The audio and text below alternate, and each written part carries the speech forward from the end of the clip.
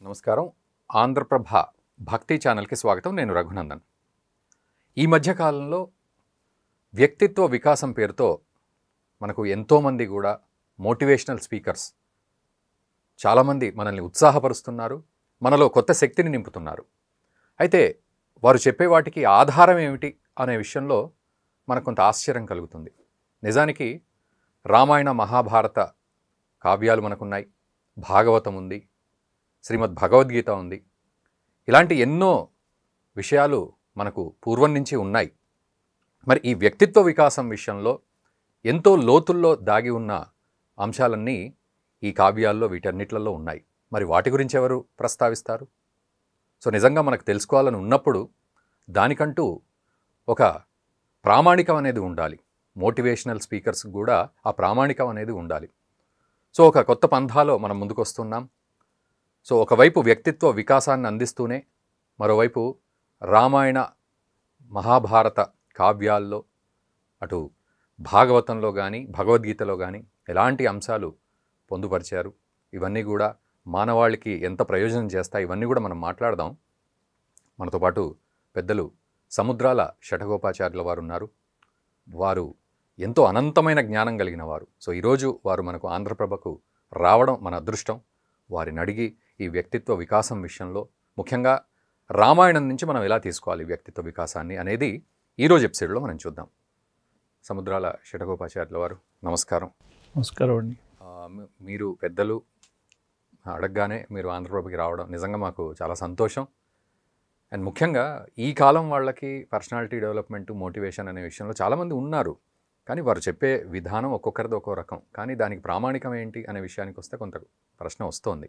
So ఈరోజు మా డౌట్లన్నీ కూడా మీ దగ్గర తీర్చుకుంటాం తప్పకుండా. సో తక్కువ సమయం అనిపిస్తుంది ఇది మాకు, కానీ బట్ అందులోనే ఒక మంచి వ్యక్తిత్వ వికాసాన్ని మేము పొందుతాం.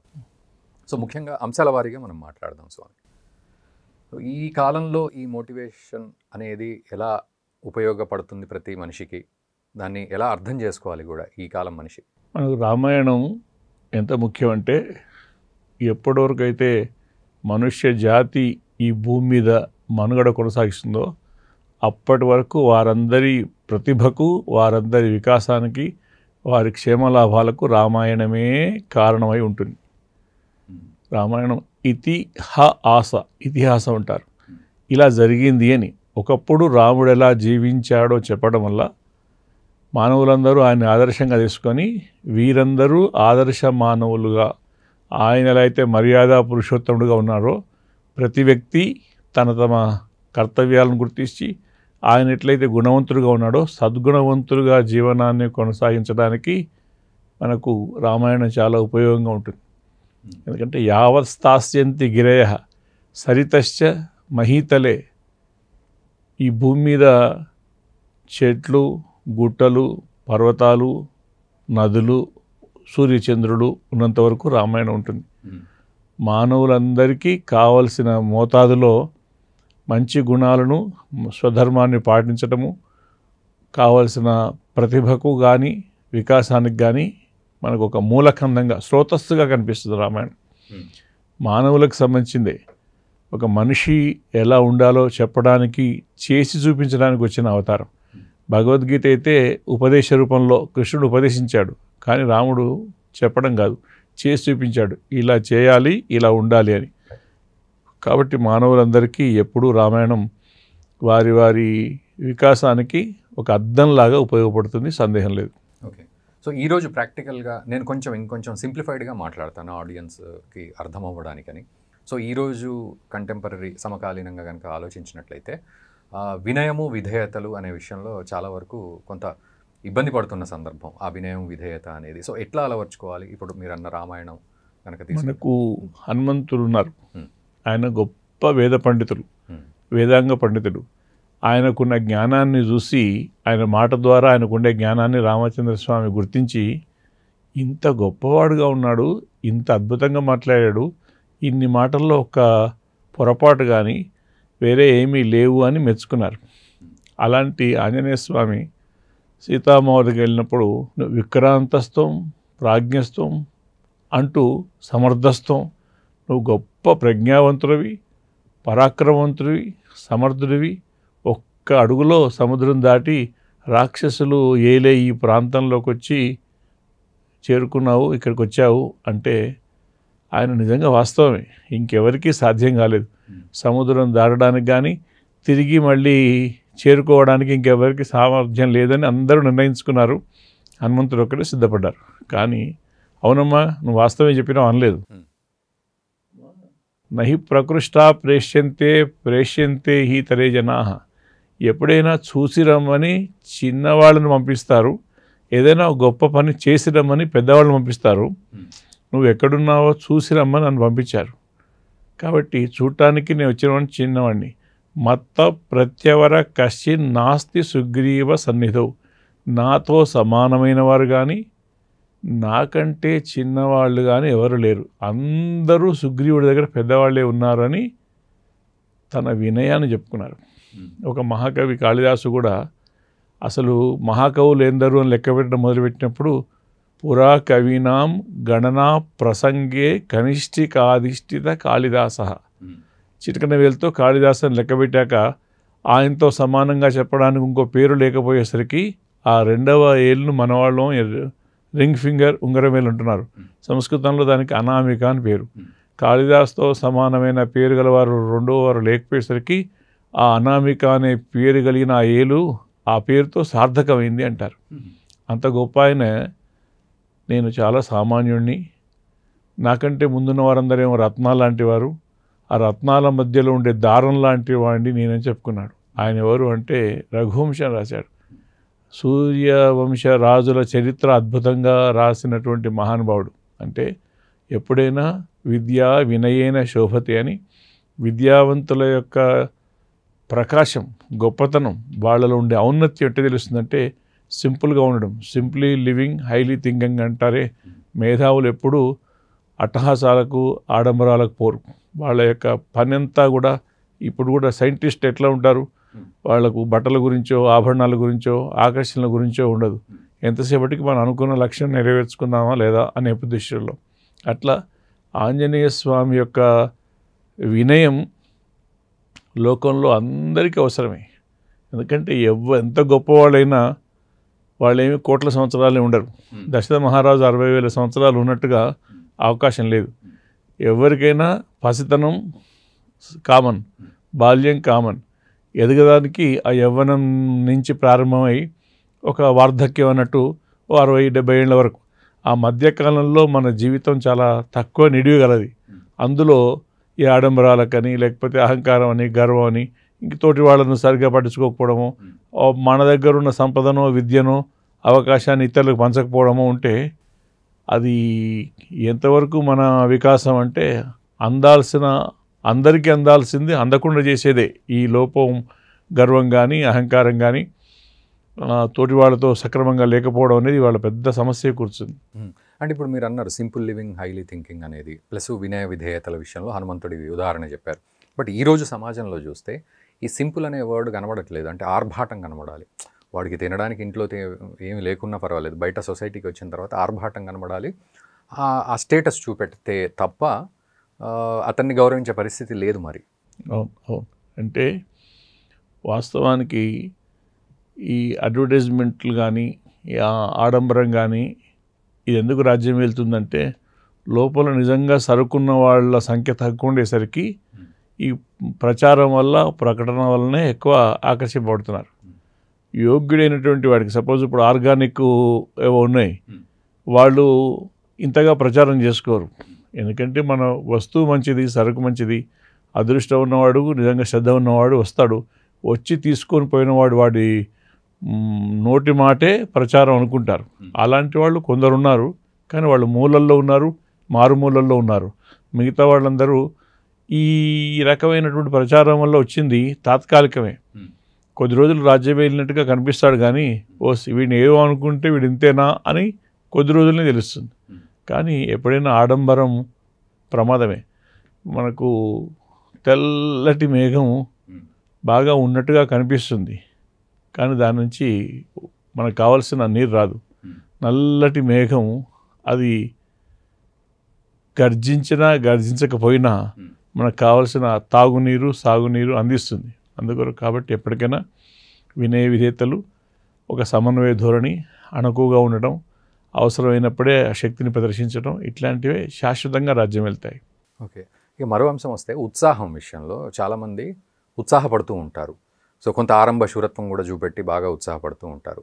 ఈ ఉత్సాహం అనేది ఎలా బ్యాలెన్స్ అవ్వాలి? అయితేనా ఎక్కువ చూపెట్టడం, లేదా వెంటనే నిరుత్సాహపడడం ఏదైనా మాట వచ్చినప్పుడు కానీ, ఇట్లా కొంచెం ఎమోషనల్ అప్ అండ్ డౌన్స్ ఉంటున్నాయి. సో దాన్ని ఎట్లా మనం? ముఖ్యంగా చాలామంది నిరుత్సాహంతో ఏ పని చేయకుండా అలా మూలకుండిపోతారు. అది పనికిరాదు. నా వల్ల ఏమవుతుంది, నేనేం చేస్తాను, మనం మొదలుపెట్టినా ఈ పని అవుతుందా అని విఘ్నాల గురించి భయపడి ఆగిపోయేవాడు కొందరు. తమ శక్తిని తక్కువ అంచనా వేసుకొని ఏది మొదలు పెట్టకపోవడం కొందరు, ఇలాంటివి ఉంటాయి. కానీ చేయాలి, సాధించాలి అనేటువంటి ఒక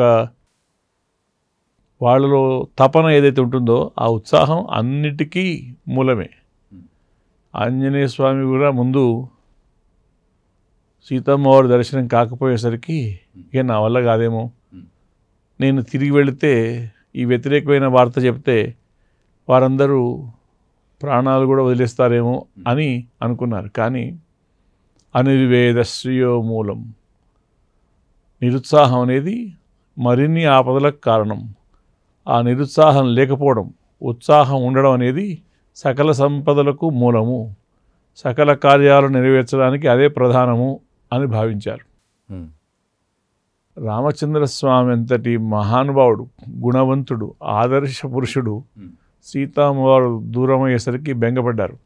ఆ బెంగపడి చెట్టును, పుట్టను, గుట్టను, మట్టిని అడిగాడు, నువ్వు సీతమ్మని చూసావా, ఎక్కడ పోయింది, ఎవరు ఎత్తుకెళ్ళారు, మేము ఇద్దరం కలిసి వచ్చి కూర్చునేవాళ్ళం కదా, మా ఇద్దరిని గుర్తుపడతావు కదా, ఆ రెండో ఆమె లేరు అని అంటుంటే లక్ష్మణస్వామి చెప్తారు, ఉత్సాహంతోనే మనం ఏదైనా సాధించవచ్చు. ఉత్సాహమాత్రం ఆశ్రిత్య సీతాం ప్రతి లభేమహి. ఎప్పటి వరకు సీతమ్మ దొరకదో అప్పటి వరకు మనం ప్రయత్నం ఆపకుండా, నిరుత్సాహం చెందకుండా, ఉత్సాహాన్ని ఒక మహా ఆయుధంగా మనం భావిస్తూ ఉత్సాహంతో ముందుకు వెళదామని చెప్తారు. అంటే ఎవరికైనా ఉత్సాహవంతులకే ఎప్పుడైనా విజయాలు సాధ్యమని, సోత్సాహానాం నాస్తి అసాధ్యం నరాణం, ఉత్సాహవంతులకు అసాధ్యం అనేది లేదు మనుషులకి. మార్గారబ్ధాః సర్వయత్నాః ఫలంతి. మంచి దిశగా, సరైన దిశలో, సరైన పద్ధతిలో చేసే ప్రతి ప్రయత్నం సత్ఫలితాన్ని ఇస్తుంది. కాబట్టి ఉత్సాహం లేకపోతే, మన వాళ్ళు చెప్తుంటారు కదా, గుర్రాన్ని నీళ్ళ వరకు తీసుకెళ్ళొచ్చు కానీ బలవంతంగా తాగించలేము. అంటే దానికి తాగాలని ఉంటే మనం తీసుకపోతే నెరవేరుతుంది, దానికి లేనప్పుడు మనం ఎంత చేసినా ఎట్లా దండగో, ఉత్సాహం లేని వాళ్లకు మనం ఏం చెప్పారు, అందుకొరకే ఈశ్వరోమని మనుషులుంటే దేశమే గతి బాగుపడును అన్నారే. నా వల్ల ఏమవుతుందని మనిషి మాటలో నిరుత్సాహం, మనిషిలో నిరుత్సాహం ఉంటే ఆ నీరసం మాట కానీ నీరసం ప్రవర్తన కానీ విజయాలకు దగ్గరికి వెళ్ళడానికి అవకాశం కల్పించదు. అది కాబట్టి మనిషికి ప్రధానంగా ఉత్సాహం ఉండాలి. సో అన్ని వేళలా ఉండాల్సిందే. దానికి తగినట్టుగా ప్రయత్నం కూడా చేయాలి. ఉత్సాహం ఒకటే సరిపోదు, ప్రయత్నం చేయక. ఒకడు బాగా తెలియగలవాడు ఉన్నాడు, కానీ వాడు ఎప్పుడు పుస్తకాలు తీసి ఒళ్ళొంచి కూర్చొని చదవడు. వాడు తెలియగలవాడైనా ఆ ప్రయత్నం లేకపోతే వాడు వెనకబడతాడు. ఇంకోడు అంత ప్రజ్ఞావంతుడు కాదు, కానీ ఎప్పుడు కూర్చొని పదే పదే హార్డ్ వర్క్ చేస్తుంటాడు. ఎక్స్ట్రాడినరీ తెలివితేటలు గలవాడి కన్నా ఈ హార్డ్ వర్క్ చేసేవాడే సక్సెస్లో ముందుంటాడు. ఎందుకంటే కంటిన్యూస్గా తగిన హోంవర్క్ చేస్తుంటాడు, ప్రయత్నం చేస్తుంటాడు. ప్రాక్టీస్ మేక్స్ మ్యాన్ పర్ఫెక్ట్ అన్నట్టుగా వాడి ప్రయత్నము, ప్రాక్టీసే వాడిని విజయపథంలో నిలబెడుతుంది. కాబట్టి మనకు ఉద్యమే నహి సిద్ధ్యంతి కార్యాణి న మనోరథాః నహి సుప్తస్య సింహస్య ప్రవిశంతి ముఖే ముగాః అని ఒక అద్భుతమైన మాట అండి. ప్రయత్నం చేసేవాడికే సంకల్పాలన్నీ నెరవేరుతాయి, కానీ ప్రయత్నం చేయని వాడికి ఏది సాధించడానికి అవకాశం ఉండదు. ఒక సింహము, అది సింహమే, మృగరాజే, అది గుహలో పడుకొని ఉంది. అయ్యో, మృగరాజు గారు రోజు 9ంటికి బయటకు వచ్చి సింహం గారు వచ్చేసి ఏదో ఒక జంతువును ఆహారంగా తీసుకునేవారు, ఇవాళ టైం అయింది రాలేదు, మరి పాపం మనకి ఆహారం ఎట్లా అని ఆ అడవిలో ఉండే జంతువులు అవే పోయి ఆ సింహం నోట్లో ప్రవేశించవు, సింహానికి ఆహారంగా సిద్ధపడవు. ఆకలైన సింహమే గుహ వదిలిపెట్టి బయటకు వచ్చి ప్రయత్నం చేయాలి. అట్లాగే ప్రయత్నం చేయకపోతే ఏది సాధ్యం కాదు. చిన్న చిన్న చీమలు అవి ప్రయత్నం చేస్తూ గుంపులు గుంపులుగా ఎంతో దూరం ప్రయాణం చేస్తాయి. కానీ గరుత్మంతుడు, గరుడ వేగం అంటారే, అలాంటి గరుత్మంతుడు నేను చాలా వేగంగా వెళ్ళగలుగుతాను ఇలా అనుకొని అలా వెళ్తాను అనుకుంటాడు. కానీ అసలే వెళ్లకుండా ఉన్న గరుత్మంతుడు ఉన్న చోటే ఉంటాడు. కానీ వేగం లేని చీమలు ప్రయత్నంతో ఈ గరుత్మంతుడి కంటే ముందు వెళ్ళడానికి అవకాశం ఉంది. కాబట్టి ఎంతటి వారికైనా, శక్తివంతులకైనా ప్రజ్ఞావంతులకైనా ప్రయత్నం అనేది తప్పనిసరి అవసరం. ఇక మరో అంశం అండి, ఈ మధ్యకాలంలో శోకం అనే విషయం, అంటే బాధపడడం కానీ ఆ విషాదం విషయంలో కానీ చాలామంది వెంటనే కృంగిపోవడం అనేది బాగా జరుగుతుంది. బాధను ఎక్కువగా తీసుకొని డిప్రెస్ అయిపోవడం అనేది ఎక్కువగా ఈ కాలంలో కనబడుతుంది. ఆ స్థిమితత ఉండకుండా, ఆ స్టెబిలిటీ ఉండట్లేదు. దాన్ని ఎలా బ్యాలెన్స్ చేసుకోవాలి? అవును, వాస్తవం, చాలా ముఖ్యమైన అంశం. ఎందుకంటే ఇదివరకు ఉమ్మడి కుటుంబాలు ఉండేవి, అనుభవం ఉండేది, పెద్దవాళ్ళు ఏదైనా సమస్య వచ్చినప్పుడు ఎట్లా డీల్ చేస్తున్నారు, హ్యాండిల్ చేస్తున్నారు తెలిసేది. ఇవాళ బాగా చదువుకున్న, ఎక్కువ చదువుకున్న సాఫ్ట్వేర్ వాళ్ళు కావచ్చు, వీళ్ళు కావచ్చు, వాళ్ళు కావచ్చు, వాళ్ళు ఆలస్యంగా వివాహాలు చేసుకొని ఆలస్యంగా పిల్లలు కంటున్నటువంటి వాళ్ళు. పిల్లవాడు ఏడిస్తే ఎంబడే చిల్డ్రన్ స్పెషలిస్ట్కి ఫోన్ చేయడం, డాక్టర్ దగ్గర తీసుకుపోవడమే తప్ప ఎందుకు ఏడుస్తున్నాడు అని ఆలోచించే పరిస్థితి లేకుండా అయిపోయింది. పూర్వం పెద్దవాళ్ళు ఉంటే ఏదో కడుపొత్తి చూసి, చెవు పట్టుకొని చూసి, వాళ్ళు మాటల్లో చెప్పలేరు కదా అని కొన్ని ఉపాయాలు చేసేవారు. మధ్య మధ్యలో కొన్ని ఆ చిట్కా లాంటివి చేసేవారు. వాళ్ళ ఆరోగ్యానికి పల్లెటూర్లలో ఇది ఎంతో ఉపయోగపడేది. కానీ ప్రతి అంశంలో చేయలేకపోతున్నాను, చిన్న సందర్భానికి పెద్ద సందర్భానికి కూడా దుఃఖపడటము, మితిమీరినటువంటి విషాదానికి లోను కావడం ఉంది. శోకో నాశయతే ధైర్యం, శోకో నాశయతే శృతం, నాస్తి శోక సమో రిపుః అని రామాయణంలో ఒక అద్భుతమైన సూక్తి. మనిషిలో ఉన్న ధైర్యాన్ని శోకమే పోగొడుతుంది. చదువుకున్న చదువును కూడా, అంటే వాడు అంత బాగా చదువుకున్న చదువు సందర్భంలో అప్లై చేయాలి, దాన్ని సమన్వయం చేసుకోవాలి. కానీ చదివింది వేరు, చేసేది వేరుగా ఉంటే ఈ డిప్రెషన్లోనైతే ఇదంతా వృధా అయిపోతుంది. అతని ప్రతిభకు అవకాశాలు లేకుండా పోతాయి, విజయాలు అందుకోలేకుండా పోతారు. కాబట్టి అంగదుడి విషయంలో కానీ, రామచంద్ర స్వామి విషయంలో కానీ, ఇలా అన్ని సందర్భాల్లో కూడా శోకాన్ని దిగమింగుకోవడం అంటే ఏమిటి? బాధ లేకుండా ఎవరుండరు. కానీ వాస్తవాల్ని గమనించాల్సిందే. వాస్తవ పరిస్థితిని గమనిస్తే మనం దానికి అంతగా ఎక్కువగా స్పందించకుండా మన శక్తి మనం పుంజుకోవడానికి వీలవుతుంది. అంటే ఇట్లా బాధ అనిపిస్తుంది కదండి, బాధ, నొప్పి ఇవన్నీ అనిపిస్తాయి కదా. మరి ఉదయే సవితా రక్తశ్చాస్తమయే తథా, ఉదయం పూట సూర్యుడు అదే రంగులో ఉంటాడు, అస్తమించేటప్పుడు అదే రంగులో ఉంటాడు. ఈ విషయాలని ఉదయాస్తమాలు అనేవి సూర్యుడికి సహజము అని సంపత్తౌచ విపత్తౌచ మహతాం ఏకరూపత. మహాత్ములు అనేవారు అవకాశాలు రాగానే, సంపదలు రాగానే బాగా పొంగిపోరు. ఏదైనా సందర్భం వచ్చేసి వాళ్ళ కష్టం రాగానే కుంగిపోరు. శ్రీరామచంద్ర స్వామి ఉన్నారు, రాజ్యం వా వనవాసో మహోదేహ. ఆయనకు అంతకుముందు దశరథుల వారు ప్రజల సమక్షంలో నీకు పట్టాభిషేకం చేస్తూ ఉన్నారు. అందరు ప్రజలు సంతోషపడ్డారు. ఈయన కూడా సహజంగానే తండ్రి ఇస్తున్న అవకాశాలు సంతోషపడ్డారు. కానీ కైకేయి కోరిన కోరికను బట్టి వనవాసం అనగానే ఈయన వెంబడే చతికిల పడిపోలేదు, నేల ఊరిపోలేదు. ఎందుకు? ఇది తండ్రి మాటే, అది తండ్రి మాటే, ఇది ఇంకా పెద్ద అవకాశం, ఇది ఇంకా అదృష్టం అనుకున్నారు. అందుకొరకే రామచంద్ర స్వామి చరిత్రలో ఒక ఆదర్శ పురుషుడిగా ఉన్నారు. ముందు లాభం అనేది తీసేసుకుంటారు ఎవరైనా. కానీ పూర్వం పెద్ద కొడుకు ఎలా ఉండేవారంటే, ఇంటి బాధ్యతల్లో జ్యేష్ఠో భ్రాత పితుస్తమః, తండ్రి తర్వాత తండ్రి అంతటివాడు. చెల్లెకి ఏది కావాలి, తమ్ముడికి ఏం కావాలి, వీళ్ళకి ఏం కావాలి, వాళ్ళకి ఏం కావాలని అందరికీ ఇచ్చి అప్పుడు తన విషయం చూసుకునేవారు. అలాంటి బాధ్యత వహించేవారు. కాబట్టే తండ్రి ఎప్పుడైనా ఆస్తి పంపకాల విషయంలో జ్యేష్ఠ భాగమని తనకు తోడుగా ఉంటూ మిగతా వాళ్లను సక్రమంగా పెంచడంలో సహకరించినారని చివరిలో ఇచ్చే ఆస్తిలో వాళ్ళకి ఎక్కువ ఇచ్చేవారు. అలా రామచంద్ర స్వామి అరణ్యానికి వెళ్ళి సుగ్రీవుడికి పట్టాభిషేకం చేసి ఆ విభీషణుల వారికి పట్టాభిషేకం చేసి ఆ మహర్షులకు వాళ్ళకు కావాల్సిన రక్షణ ఇచ్చి ఆపదల నుంచి తొలగించి ఆ శబరికి ఆతిథ్యం చేసే అవకాశాన్ని కలిగించి ఇలా ఇంతమందికి వారికి కావాల్సిన వాటిని సమకూర్చి ఆ తర్వాత వచ్చి ఆయన రాజ్య పట్టాభిషేకం చేసుకోవడం వల్లనే రామచంద్ర స్వామి ఒక ఆదర్శ రాజుగా ఆదర్శ పురుషోత్తముడిగా ఉత్తమ పురుషుడిగా మనకు దర్శనమిస్తున్నారు. కాబట్టి మనం ఏ పరిస్థితుల్లో కూడా దేనికి కుంగిపోకుండా ఉండగలిగితే, ఎందుకంటే మనకు ఉన్నంతలో అవకాశాలు వస్తాయి, వాటిని ఎత్తుక్కుంటూ సద్వినియోగం చేసుకోవడమే మానవ జీవితంలో అతని వివేకంలో ఉండే అంశం. ఓకే, మాట తీరు విషయంలో చాలా ఇబ్బందులు ఉంటున్నాయి ఈ మధ్యకాలంలో. మనసు మంచిదైనా లేదా పనితీరు గొప్పదైనా మాట తీరు విషయానికి వచ్చేసరికి ఎన్నో రకాల యుద్ధాలు ఉంటున్నాయి. భగవంతుడు మనిషికి ఇచ్చినటువంటి గొప్ప వరం మాట.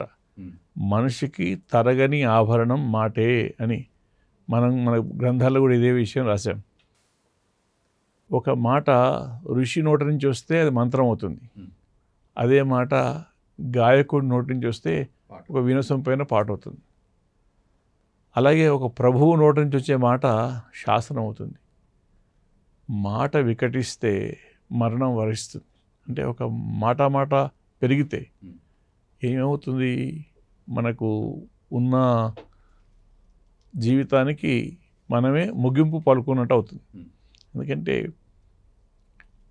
నోరు మంచిదైతే ఊరు మంచిదవుతుంది అనే సామెత మాట గురించే పుట్టింది. నోరు మంచిదంటే మనం ఒక గంట సేపు మంచిగా బ్రష్ చేసుకోవడము, దానికి 10 సార్లు నోట్లో నీరు పోసుకొని పుక్కిలించడం కాదు. నోరు మంచి అంటే మాట మంచి అయితే కొత్త వాళ్ళు కూడా బంధువులు అవుతారు, ఎక్కడో తెలియని వాళ్ళు కూడా ఆత్మీయులు అవుతారు, ఆప్తులు అవుతారు. కాబట్టి అన్నిటికంటే గొప్పది మాట. ఇవాళ ఎక్కడో వానర జాతికి చెందిన హనుమంతుడేంటి, ఆర్యుడు ఉత్తముడు అనే రామచంద్ర స్వామి ఏంటి, సుగ్రీవుడికి శ్రీరాముడికి పరిచయమే లేదు. పరిచయం లేని వ్యక్తుల మధ్యలో ఒక మైత్రి ఏర్పరిచారు. సుగ్రీవుడేమో రాముడికి మేలు చేసేలాగా, రాముడి ద్వారా సుగ్రీవుడు రాజ్యాన్ని భార్యను పొందేలాగా ఇదంతా చేసింది ఎవరి వల్ల, ఎట్లా జరిగిందంటే హనుమంతుడి మాట వల్లే. హనుమంతుడు వాస్తవానికి బాలకాండలో కనిపించరు, అయోధ్యకాండలో కనిపించరు, అరణ్యకాండలో కనిపించరు.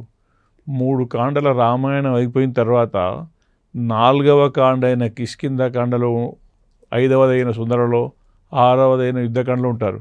అలాంటి ఆయన్ని పట్టుకొని రామాయణ మహామాలారత్నం వందే అనిలాత్మ్యం, ఆ రామాయణం అనే మహామాలలో శ్రేష్టమైన ఒక మణి అని చెప్పడంలో ఉద్దేశం ఏంటంటే ఎప్పుడు ప్రవేశించడం కాదు.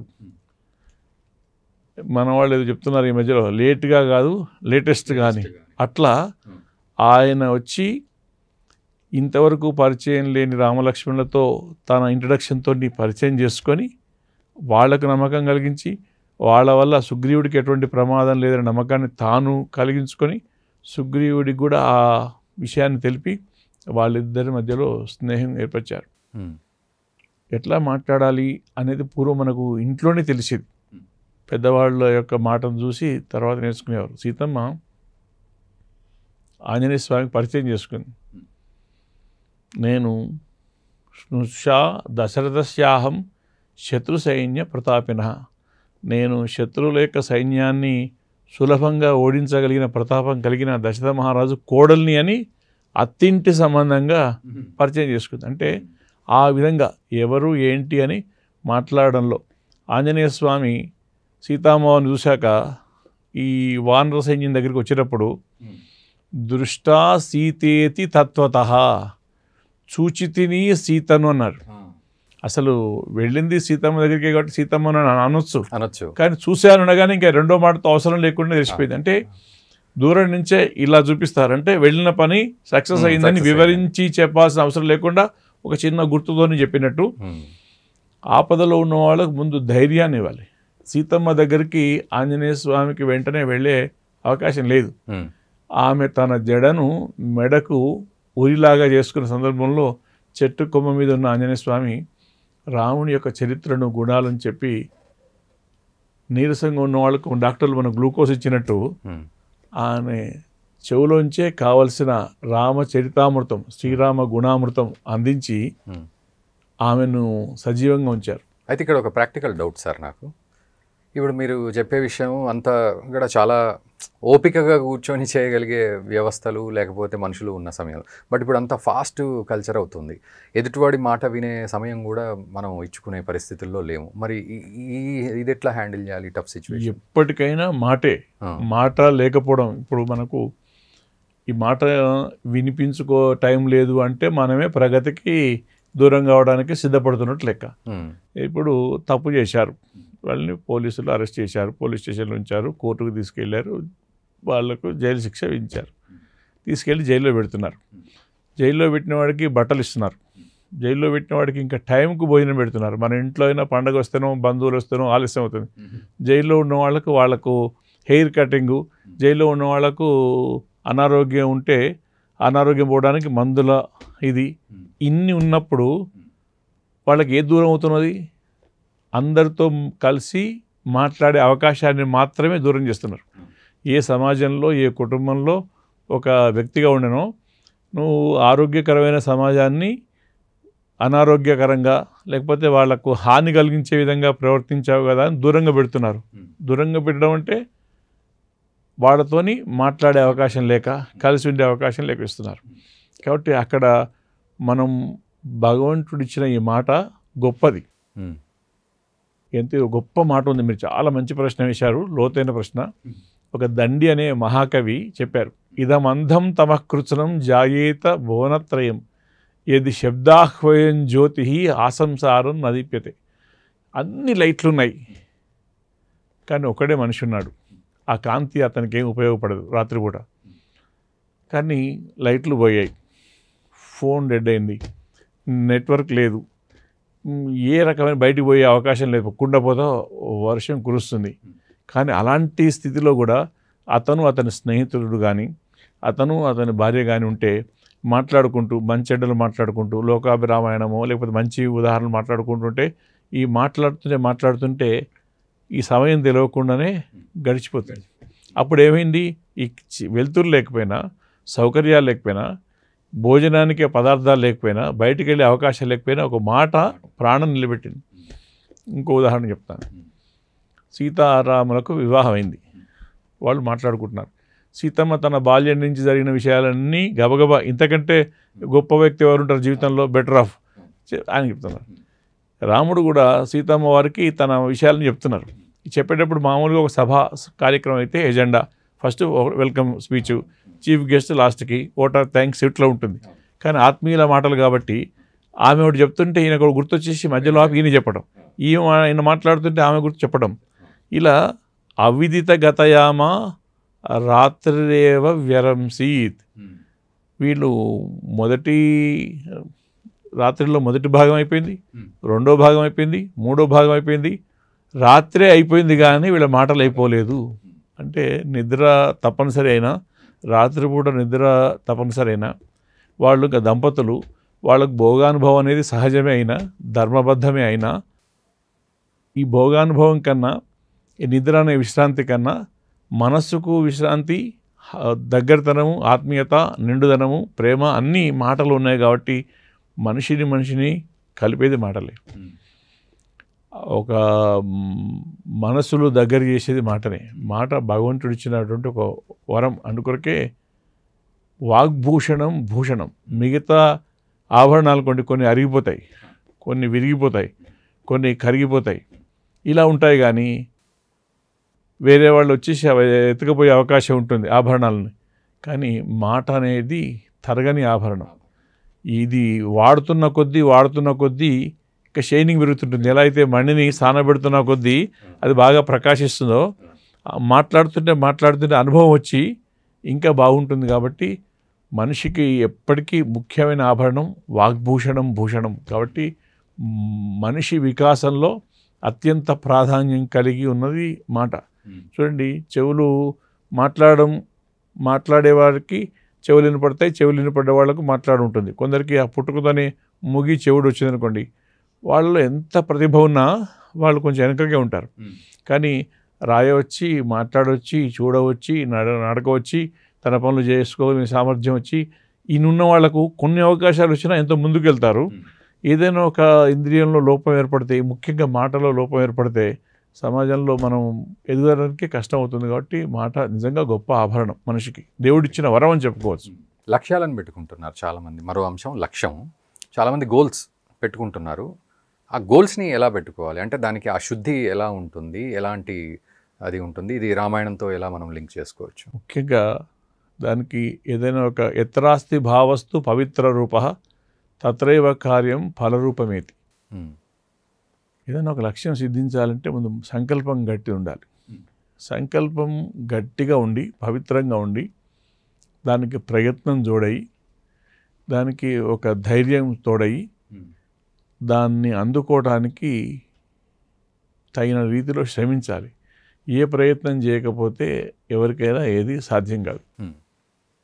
రామచంద్ర స్వామి ఆ వశిష్ఠుల వారు చెప్పిన విద్యలన్నీ నేర్చుకున్నారు కాబట్టి వారికి ఒక ఎదుగుదలకు, ప్రతిభకు చాలా అవకాశం కలిగింది.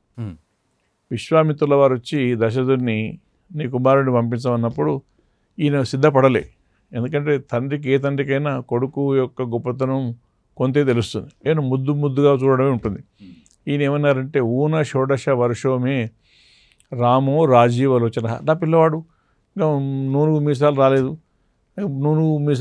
మీసాలు సరిగ్గా రాలేదు, 16 ఏళ్ళలోపు వాడు అని భయపడుతుంటే అహం వేద్మి మహాత్మానం రామం సత్యపరాక్రమం అని, చాలా గొప్ప శక్తివంతుడా అని చెప్పి ఆ రామచంద్ర స్వామిని వెంట తీసుకెళ్ళడం వల్ల ఇంకా బలాతిబల విద్యలు ఇలాంటివి బోధించడం, ఆయన శక్తిని, ఆయన లక్ష్యాన్ని లోకానికి తెలిపారు. శ్రీరామచంద్రుని యొక్క అవతార లక్ష్యం ఏంటి? దుష్ట శిక్షణ, శిష్ట రక్షణ.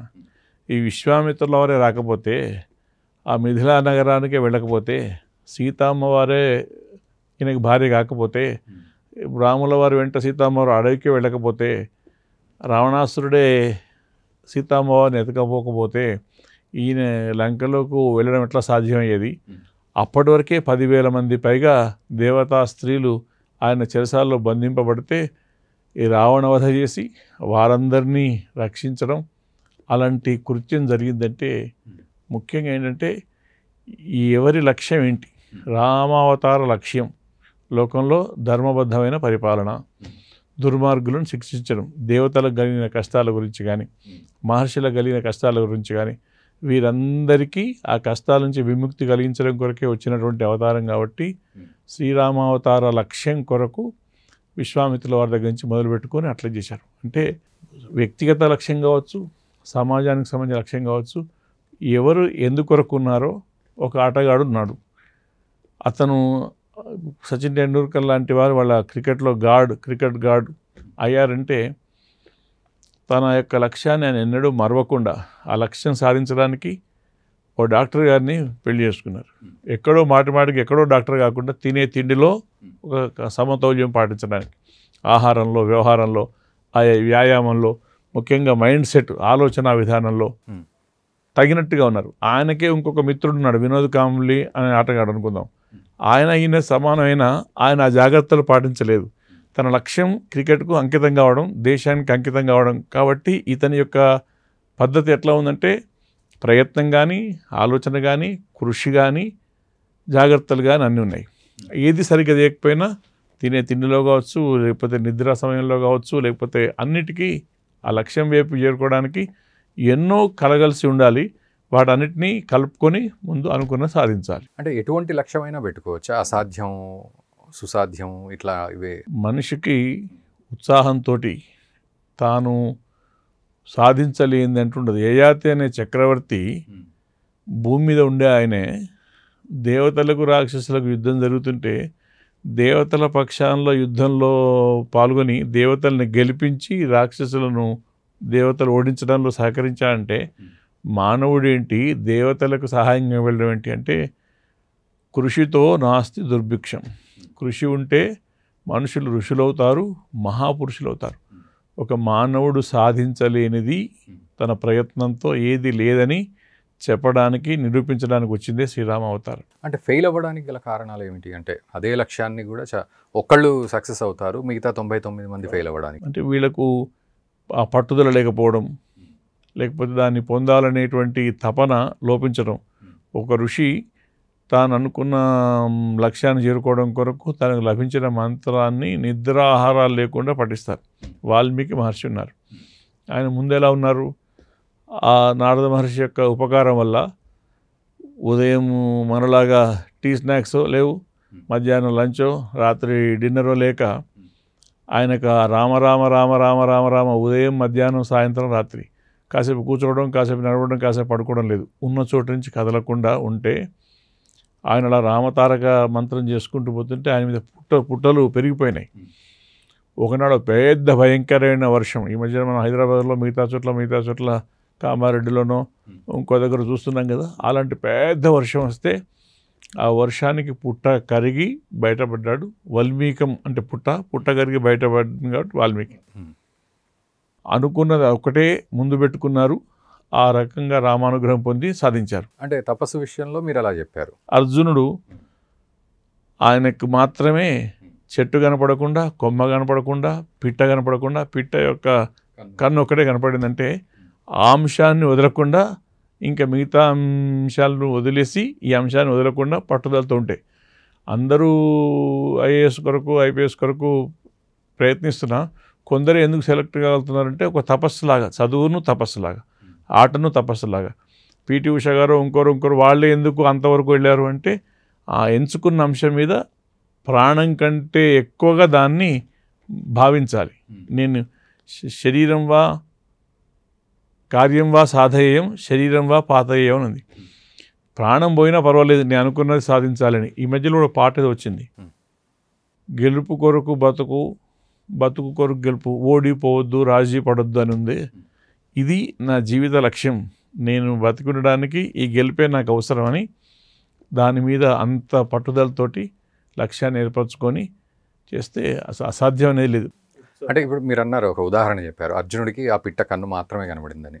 అయితే ఈ కాలంలో ప్రాక్టికల్గా ఆలోచిస్తే ఆ పిట్ట కన్ను ఒకటే కనబడిందంటే సరిపోవట్లేదు. చుట్టుపక్కల వ్యవహారాన్ని కూడా ఆకలింపు చేసుకోవాల్సిన కొంచెం మేనేజ్మెంట్ స్కిల్స్ కూడా ఉండాల్సిన పరిస్థితి ఈ కాలంలో ఉంది. దాన్ని పొందడానికే ఈ మేనేజ్మెంట్ స్కిల్స్ చేసుకోవాలి. పూర్వకాలంలో గురుకులంలో ఉండేవారు. విద్యార్థి గురుకులానికి వెళ్తే ఆ చదువు ఒక్కటే అతని లక్ష్యం, మిగతా ఏం లేదు. ఇప్పుడు చదువుకునే వయసులో బాగా టీవీలు ఉండి, బాగా సెల్ ఫోన్లు ఉంటే చాలామంది డీవియేట్ అయ్యి ఇబ్బంది పడుతున్నారు. సెల్ ఉంటే ఇంట్లో మనుషులతో కానీ బయట మనుషులతో కానీ మాట్లాడే పరిస్థితి లేకుండా పోతున్నారంటే ఏ సాధనాలని కానీ ఏ సౌకర్యాలను కానీ పరిమితంగానే ఉపయోగించుకొని అత్యవసరానికి సాధనాలను ఉపయోగించుకోవాలి. కానీ వయసు తగినట్టుగా చిన్న వయసులో ఏం చేయాలో అది చేయాలి, పెద్ద వయసులో ఏం చేయాలో అది చేయాలి. కాబట్టి సాధనాలు వాటిని తగిన మోతాదులో వినియోగించుకోవాలి. కానీ అసలు వ్యవహారం పక్కన పెట్టి మిగతా వాటి కొరకు చేస్తే అవన్నీ నంచుకునేవే. భోజనం చేయాలి, అన్నం ప్రధానం, మిగతా ఒక కూరో చట్నీయో పచ్చడో పులుసు అవన్నీ. కానీ చట్నీ తినుకుంటూ కూర్చుంటే అన్నం తినడం సాధ్యం కాదు, అది ఆకలి తీర్చడం సాధ్యం కాదు, ఆకలి తీర్చదు, పైగా అది ఇంకో అనారోగ్యానికి కారణమవుతుంది. అన్నంలోకి మిగతా వాడు ఎట్లా ఉపయోగించుకోవాలో మన ప్రధానమైన ఎదగడానికి జీవితానికి ఏర్పరచుకున్న లక్ష్యానికి మిగతా వాటిని అన్నింటినీ అనుకూలం చేసుకోవాల్సిందే. కానీ లైట్లు ఉన్నాయి, ఆ లైట్ని చదువుకోవడానికి ఉపయోగించుకోవాలి. మనకు వాహనం ఉంది, మనం చేరవలసిన వారి దగ్గర చేరుకోవడానికి పొందాల్సింది సాధించాల్సిన దానికి వాహనం చేసుకోవాలి. వాహనం అక్కడికి పోవడానికి పరికరం సాధనమే. కానీ ఈ వాహనమే ఊరి మీద పడి తిరగడానికి వాహనం చేసుకుంటే మనం పోలేము, పని సాధించుకోలేము. కాబట్టి సౌకర్యాల్ని, విజ్ఞానాన్ని లక్ష్యాన్ని సాధించడంలో వినియోగించుకోవాలి. ఇవేవి తప్పు కాదు, కానీ వీటి కొరకే ఉంటే కనుక అసలు లక్ష్యం దెబ్బతింటుంది. ఓకే, పిల్లల సైకాలజీ విషయంలో ఈ మధ్య చైల్డ్ సైకాలజీ అని ఎక్కువగా దాన్ని మాట్లాడుతున్నారు. ఎందుకంటే పిల్లలకు ఆడుకునే స్థలం ఉండట్లేదు, వ్యక్తిత్వ వికాసం తల్లిదండ్రుల నుంచి కానీ స్కూల్లో కానీ కలగట్లేదు. పోనీ అట్లా అని చెప్పి ఇప్పుడు మీరు చెప్పినట్లు శ్లోకాలు చెప్పి నేర్పిద్దామనే పరిస్థితులు లేవు. సో ముఖ్యంగా పేరెంట్స్ ఎట్లా ఈ చైల్డ్ సైకాలజీని హ్యాండిల్ చేయాల్సిన పరిస్థితి ఉంది ఈ కాలంలో? ముఖ్యంగా ఉమ్మడి కుటుంబాలు ఉండేవి.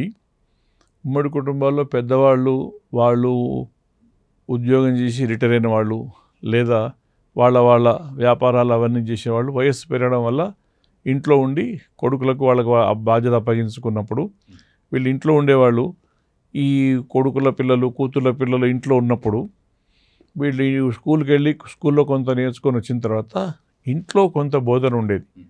అలా ఆ పెద్దవాళ్లకు, వయస్సులో పెద్దవాళ్ళు, అనుభవంలో పెద్దవాళ్లకు చిన్నపిల్లలకు పూర్తి గ్యాప్ రావడం ఒక ప్రధానమైన అంశం.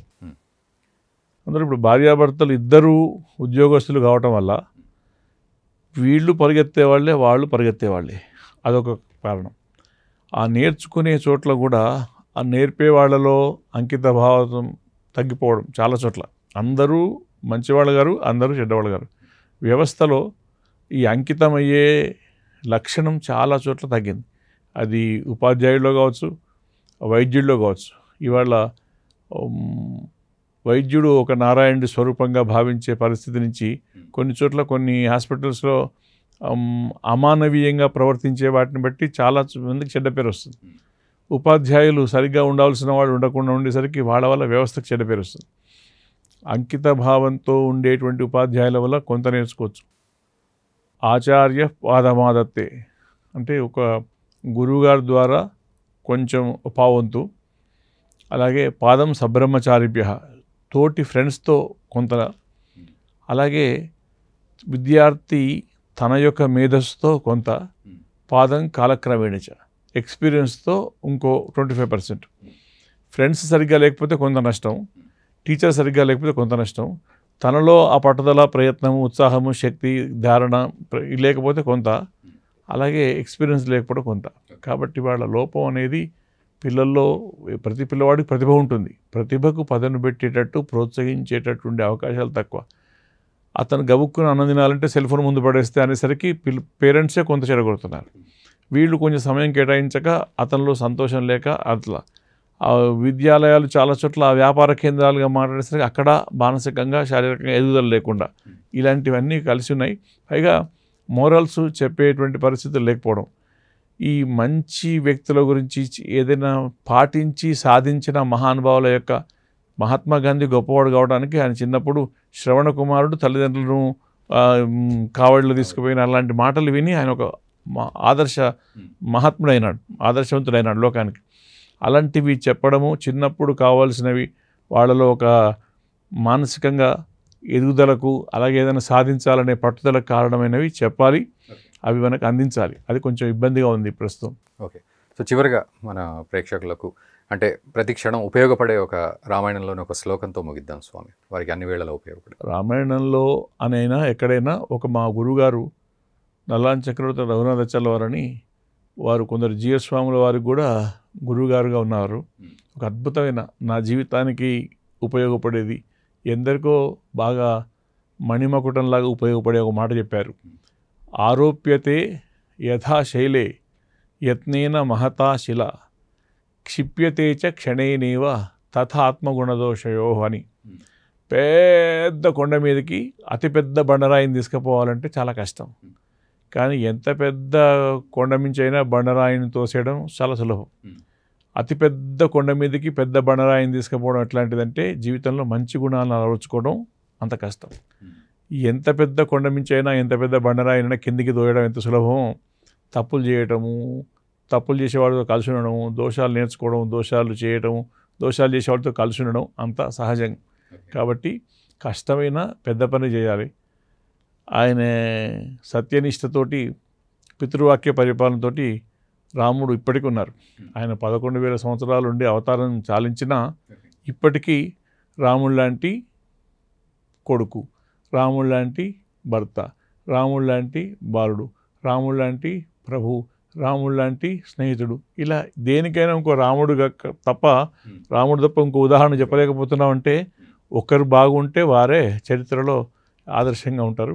మనకు కూడా ఎప్పుడు రామాయణం చదువుకోవడమే కాదు, రామాయణం వినడమే కాదు, ఆ రాముడికి ఎట్లా అందరి హృదయాల్లో స్థానం ఉందో మనకు కూడా చరిత్రలో ఒక పేజీ, మనకు కూడా అందరి హృదయాల్లో స్థానం ఉంటే ఏదో ఒక గుణాన్ని, ఏదో ఒక అంశాన్ని ప్రాక్టీస్ చేసి దాన్ని మనం పాటిస్తూ అందరికీ అందించేలాగా ఉంటే మనకు కూడా చరిత్రలో స్థానం ఉంటుంది, మన గురించి కూడా రాస్తారు. అందుకు మనం ప్రయత్నించాలి. రామాయణం ఆధారంగా అండ్ వ్యక్తిత్వ వికాసాన్ని దృష్టిలో పెట్టుకొని చాలా మంచి విషయాలు చెప్పారు స్వామి. ధన్యవాదాలు. నమస్కారం. ధన్యవాదాలు. సో వ్యూవర్స్, ఈ విషయాలపై మీకు ఎలా అనిపించిందో కామెంట్ చేయండి. ఇంకా ఎలాంటి విషయాలు మీకు కావాలి అని అనుకుంటున్నారో ఆ కామెంట్ కూడా చేయండి. అండ్ ఈ వీడియోని మీ మిత్రులకు కూడా షేర్ చేయండి. Thank you very much.